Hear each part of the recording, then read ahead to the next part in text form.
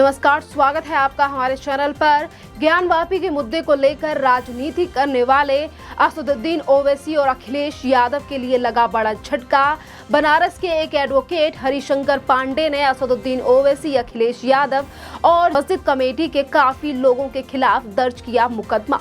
आपको बता दें कि ये जो मुकदमा दर्ज किया गया है वाराणसी कोर्ट में, हरिशंकर पांडे की तरफ से जो एडवोकेट हैं, इन्होंने 2000 लोगों के ऊपर ये मुकदमा और दर्ज किया है। जिस तरीके से ज्ञानवापी को लेकर हिंदुओं की भावनाओं को ठेस पहुंचाने की कोशिश की गई असदुद्दीन ओवैसी की तरफ से, असदुद्दीन ओवैसी के भाई अकरुद्दीन ओवैसी की तरफ से। और बात करें हम अखिलेश यादव की, तो उनके खिलाफ भी ये मुकदमा दायर किया गया है वाराणसी कोर्ट में।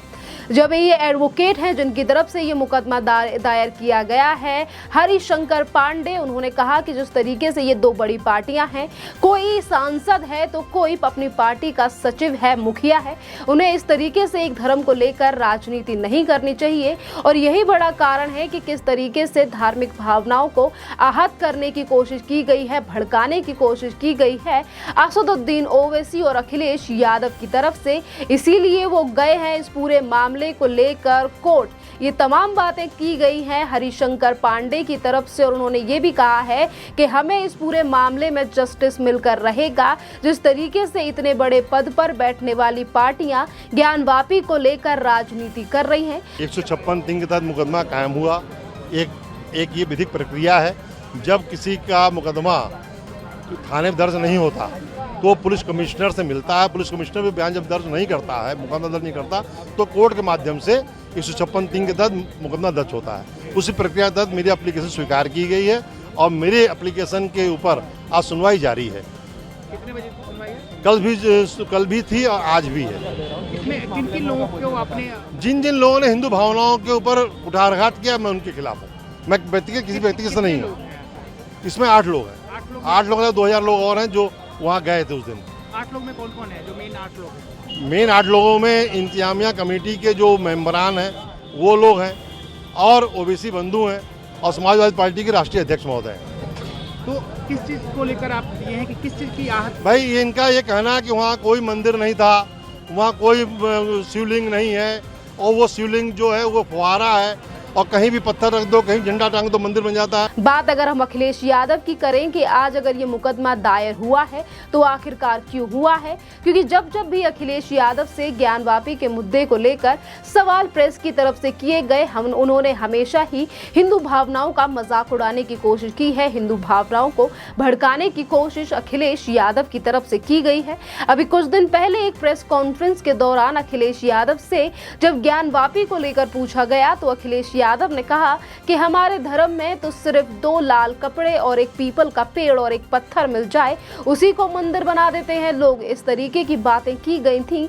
अखिलेश यादव की तरफ से। और वहीं अगर हम बात करें असदुद्दीन ओवैसी की, तो वो कई बार कह चुके हैं कि मस्जिद में जो बार पे हिंदू पक्ष की तरफ से कहा जा रहा है कि ये जो शिवलिंग मिली है, और शिवलिंग मिलने का दावा बार पर हिंदू पक्ष की तरफ से किया जा रहा है।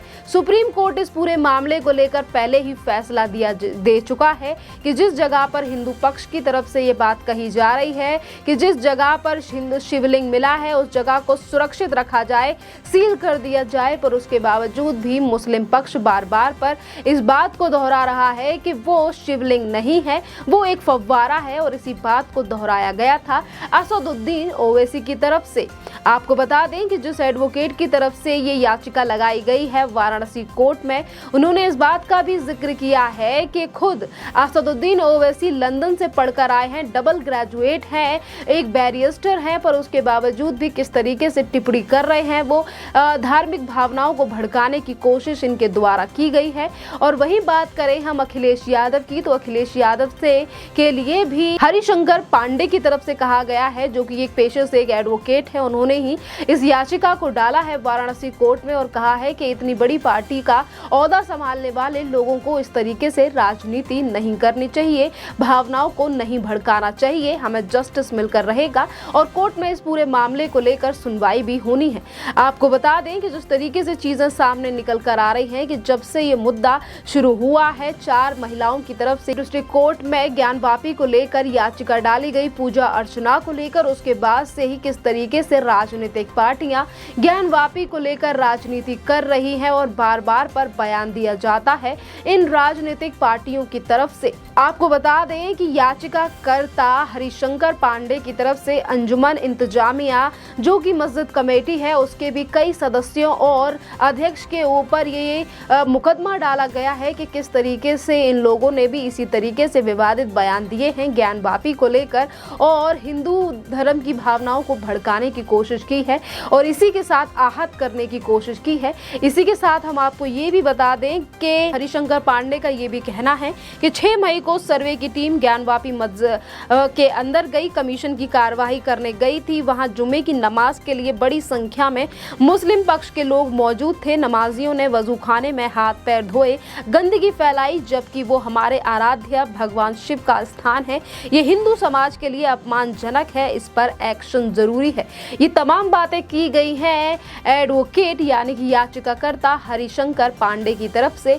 अब देखना अहम ये होगा कि इस पर क्या फैसला सामने आता है और अगर ये याचिका डाली गई है तो इस पर क्या रिस्पॉन्स होगा समाजवादी पार्टी के मुखिया अखिलेश यादव का और वहीं असदुद्दीन ओवैसी और उनके भाई अकबरुद्दीन का क्या कहना होगा। क्या फिर से इस बात पर राजनीति करने के लिए कहा जाएगा कि ये राजनीति की जा रही है, हम पे जानबूझकर मुकदमे किए जा रहे हैं। और आपको बता दें कि यहाँ पर जिस एडवोकेट की तरफ से याचिका डाली गई है उन्होंने इस चीज का जिक्र भी किया है कि आज काशी के जो लोग हैं वो पढ़े लिखे हैं और इस बात को समझ रहे हैं कि जो मुद्दा है ये कोर्ट में चल रहा है। सुप्रीम कोर्ट इस पूरे मामले को लेकर पहले ही अपना फैसला दे चुकी है। वाराणसी कोर्ट में अब जितने भी केस ज्ञानवापी को लेकर पड़े हुए हैं इस सब पे ज्ञानवापी के जितने भी मुद्दे हैं वाराणसी कोर्ट इस पर सुनवाई करेगी। तो इसको लेकर ये भी कहा गया है कि वो तो यहाँ के लोग समझदार हैं, वरना राजनीतिक पार्टियां तो हर पल इसी तरीके से भावनाओं को भड़काने के लिए इस तरीके के बयान दे रही हैं।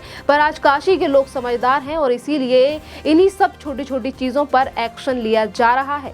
अब देखना अहम ये होगा कि आखिर क्या फैसला आता है। बात अगर हम सुप्रीम कोर्ट की करें तो सुप्रीम कोर्ट पहले ही कह चुका है कि ज्ञानवापी के जितने भी मुद्दे हैं उस पर सुनवाई करे डिस्ट्रिक्ट कोर्ट यानी कि वाराणसी कोर्ट। और पहले ही सुप्रीम कोर्ट ने कह दिया है कि इस पूरे मामले को लेकर जो कार्यवाही है, जो जांच है, वो एक तरीके से चलनी चाहिए कि पहले ये मामला जो है वो डिस्ट्रिक्ट कोर्ट में चले और उसके बाद अगर किसी भी पक्ष को कोई आपत्ति है फैसला आने के बाद तो वो हाई कोर्ट से लेकर सुप्रीम कोर्ट में आ सकता है। और इससे पहले भी कोर्ट ने इन चीज़ों को लेकर भी कहा था जिन मुद्दों को लेकर असदुद्दीन ओवैसी और कांग्रेस के नेता पी चिदम्बरम पहले ही सवाल उठा चुके हैं। जैसे कि असदुद्दीन ओवैसी का कहना था कि ये जो डिस्ट्रिक्ट कोर्ट की तरफ से फैसला दिया गया है सर्वे को लेकर, ये सुप्रीम कोर्ट का दिया गया फैसले की अवहेलना है। ये जिस तरीके से सर्वे किया जा रहा है ज्ञानवापी में, और वहीं कांग्रेस के नेता पी चिदम्बरम की तरफ से भी कहा गया था कि 1991 में बने